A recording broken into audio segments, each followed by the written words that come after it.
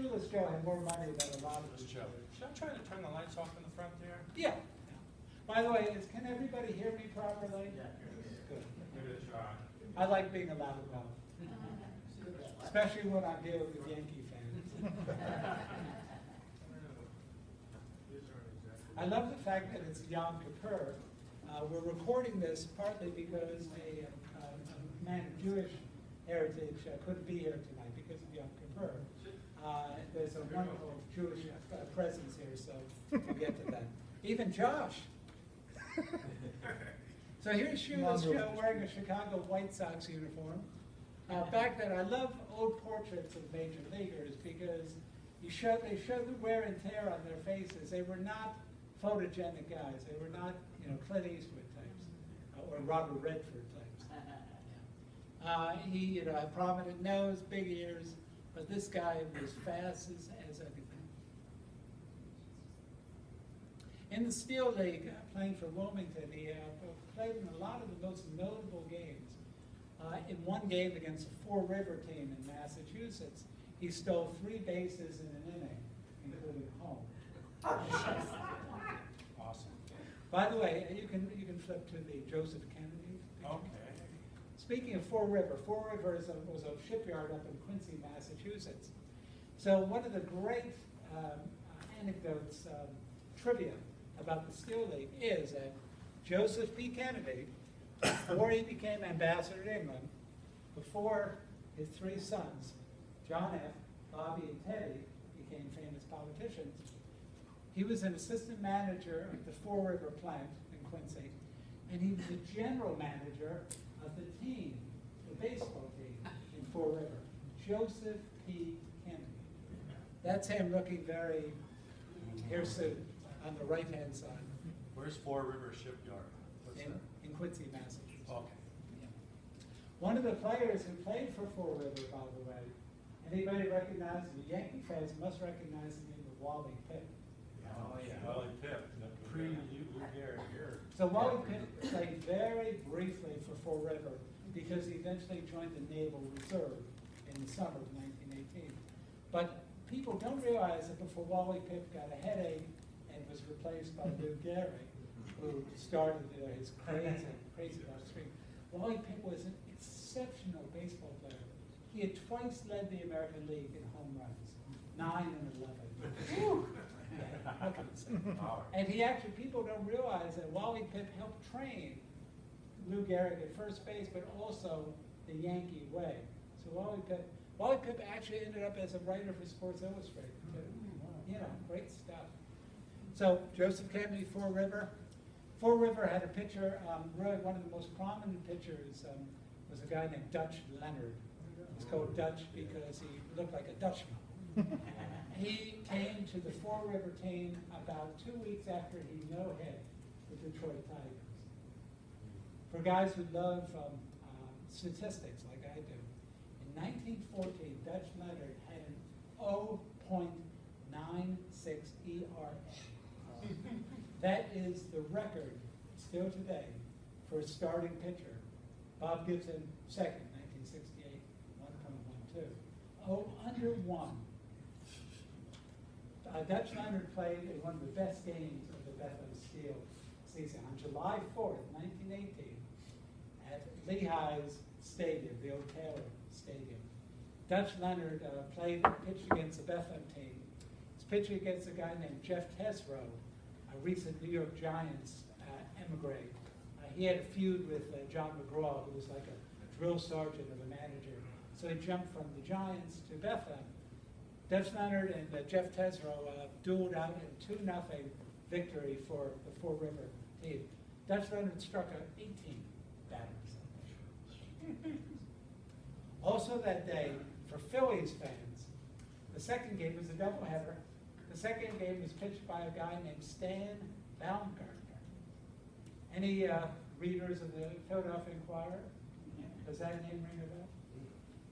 Stan Baumgartner became a pitcher for the Phillies, pretty good. And he's one of the rare major leaguers who became a sports writer for the Sporting News and the Philadelphia Inquirer. So before that, he was one of 4 Jewish players on the Bethlehem team.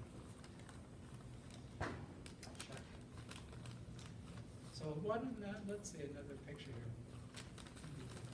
Al Shack. I thought it was a good segment.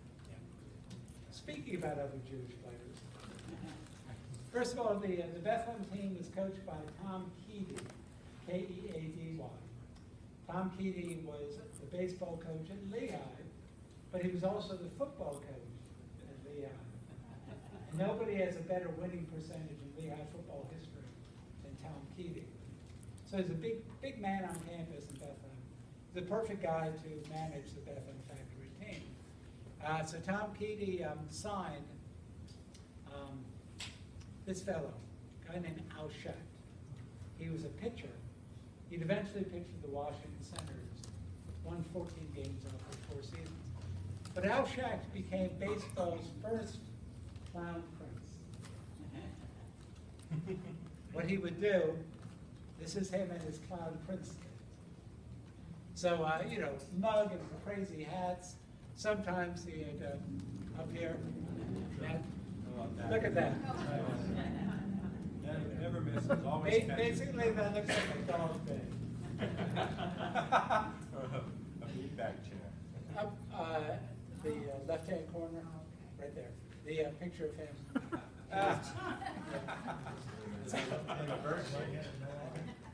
So he didn't get, as far as my research, he didn't get to really clown around. He had a very short stint with the Bethlehem Factory team before he went to an Army base in New Jersey. He was actually the first player of the Bethlehem Factory team to jump to the armed forces. But, great story. He also ended up owning a very popular restaurant in Midtown Manhattan. If you watch the film Breakfast at Tiffany's, Drew Park, Audrey Hepburn, he pops up in it. We can hear about Gary Sanchez after that. Definitely. He's still my nut. At least, yeah.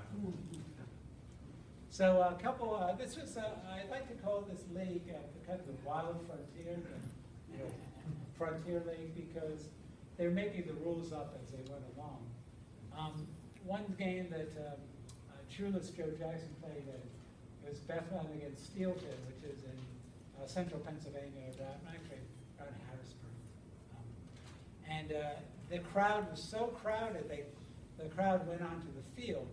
And the umpires had to invent a rule that if you hit a ball into the crowd in the outfield, it was an automatic ground rule double.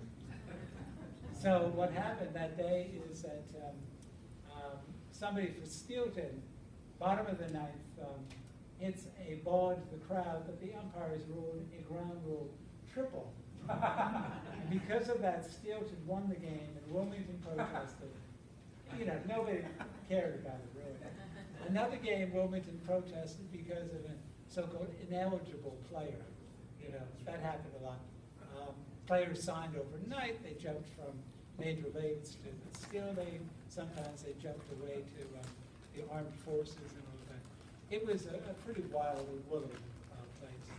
I think my favorite Jewish player in the Steel League, and once again, Yom Kippur, this is a good time to bring it up. If you're from Bethlehem, you know the name Fishburne really. So, call up Sam Fishburne. Do we have Sam? Don't have Sam with Charles Kelchner. Okay, we'll get to Find him. Sam if you want. Sam appears on the flyer for the talk. It was very hard to find photographs of players who played with the Steel League. Thanks to the Steelworkers Archives, which is actually at the Sands Casino, headquartered at the Sands Casino, I was able to find some pictures in a Bethlehem Steel employee newsletter called the Bethlehem Booster, which came out in 1918. And a lot of great news about the Steel League can be found in the Booster. You see a couple of Booster pages and images up here. So Sam Fishburne was a 1917 Lehigh graduate. He played for Tom Keady, so Tom would sign him up automatically. He's a shortstop, very good all-around player.